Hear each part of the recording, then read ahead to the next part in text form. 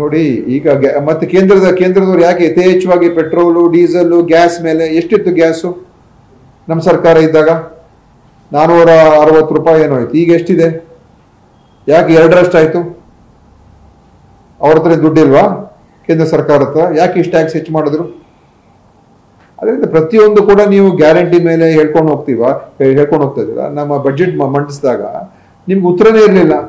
CM ಅವ್ರನ್ನ ಹೇಗೆ ಟೀಕೆ ಮಾಡಬೇಕು ಗೊತ್ತಾಗ್ಲಿಲ್ಲ. ಯಾಕಂದ್ರೆ ಪ್ರತಿಯೊಂದು ಇಲಾಖೆಗೂ ಕೂಡ ಅವರು ಈ ಒಂದು ಆರ್ಥಿಕ ಒಂದು ಸುವ್ಯವಸ್ಥೆನ ಕಾಪಾಡಿಕೊಂಡು ಎಲ್ಲ ಮಿತಿ ಒಳಗಡೆ ಇಟ್ಕೊಂಡು ಗ್ಯಾರಂಟಿಗೆ ಕೂಡ ನಾವು 50,000 ಕೋಟಿಗಿಂತ ಹೆಚ್ಚು ಹಣವನ್ನು ಕೊಟ್ಟು ಮತ್ತು ರಾಜ್ಯ ಸರ್ಕಾರದ ಏನು ಪೇ ಕಮಿಷನ್ ಪ್ರಕಾರ ಸುಮಾರು 17,000 ಕೋಟಿ ಹೆಚ್ಚು ಹೊರೆ ಆಯಿತು ರಾಜ್ಯಕ್ಕೆ. 17-18,000 ಸುಮಾರು 70,000 ಕೋಟಿ ಹತ್ತತ್ರ 65ರಿಂದ 70,000 ಕೋಟಿ ಹೆಚ್ಚು ಖರ್ಚನ್ನು ಮಾಡಿಕೊಂಡ್ರು ಕೂಡ ನಾವು ಆಲ್ಮೋಸ್ಟ್ ಎಲ್ಲ ಮಾನದಂಡ ಅಡಿಯಲ್ಲೇ ಇಟ್ಕೊಂಡು ಆರ್ಥಿಕ ಶಿಸ್ತನ್ನು ಕೂಡ ಕಾಪಾಡ್ಕೊಂಡು ಮುಂದುವರೆದಿದ್ದೇವೆ.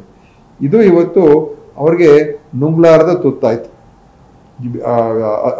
ಇನ್ಮೇಲೆ ಮನೆ ಕೆಲ್ಸಕ್ಕೆ ಹೆಲ್ಪ್ ಮಾಡ್ಬೇಕು ನೀವು. ಯಾಕೆ ನಿಂಗೆ ಎಲ್ಲರ ಕೆಲಸ ಸಿಗ್ತಾ? ಕೆಲ್ಸನ ನೋವೇ ನಾನೇ ಬಾಸ್ ಆಗ್ತೀನಿ. ಬಾಸ್ ಅದೇಗೆ? ಬಾಸ್ ವಾಲ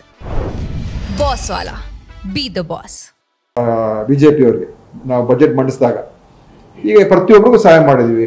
ಆಶಾ ಕಾರ್ಯಕರ್ತರು ಇರ್ಬೋದು, ಅಂಗನವಾಡಿ ಕಾರ್ಯಕರ್ತರು ಇರ್ಬೋದು, ಬಿಸಿ ಊಟದ ಕಾರ್ಯಕರ್ತರು ಇರ್ಬೋದು, ಮತ್ತೆ ಏನು ನಮ್ಮ ಅರ್ಚಕರಿಗೂ ಕೂಡ ಅವ್ರಿಗೂ ಸಹಾಯ ಆಯ್ತು. 1,000 ರೂಪಾಯಿ ಹೆಚ್ಚು ಮಾಡಿದ್ದೀವಿ.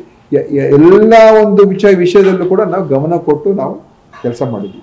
ಅದರಿಂದ ಒಂದ್ ಕಡೆ ಯಾರಿಗೆ ಅಗತ್ಯ ಇದೆ ಅವ್ರಿಗೆ ನೆರವನ್ನು ನೀಡ್ತಾ ಇದ್ದೀವಿ, ರಾಜ್ಯದ ಹಿತವನ್ನು ಕಾಪಾಡ್ತಾ ಇದ್ದೀವಿ, ಮತ್ತು ಕೆಲವು ವಿಷಯಗಳಲ್ಲಿ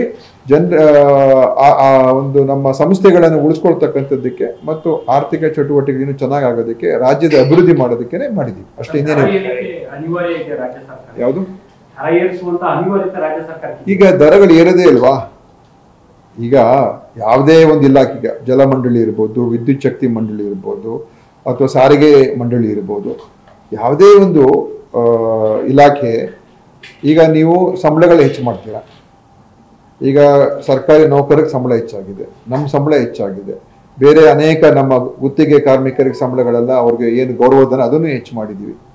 ಯಾಕೆ ಹೆಚ್ಚು ಮಾಡ್ತೀವಿ? ಯಾಕಂತ ಹೇಳಿದ್ರೆ ಪ್ರತಿ ವರ್ಷ ಏನು ನಾವೇನು ಹಣದುಬ್ಬರ ಏನು ಇನ್ಫ್ಲೇಷನ್ ಇರ್ತದೆ, 5%, 6%, 7% ಇರ್ತದೆ.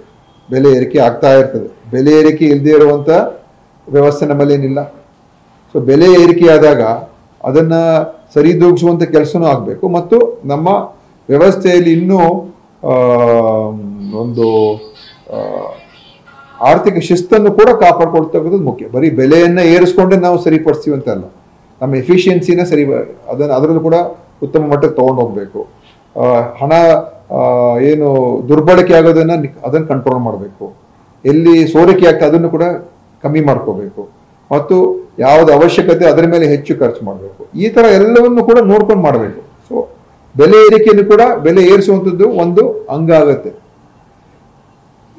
ಹಣ ದುಬ್ಬರನೇ ಇಲ್ಲದೆ ಹೋದ್ರೆ ಬೆಲೆ ಏರಿಸುವಂತ ಪ್ರಶ್ನೆ ಬರಲ್ಲ. ಆದ್ರೆ ಪ್ರತಿ ವರ್ಷ ಬೆಲೆ ಏರಿಕೆ ಹಾಗೆ ಆಗುತ್ತೆ. ಯಾವುದೇ ಸಂಸ್ಥೆ ಉಳಿಬೇಕು.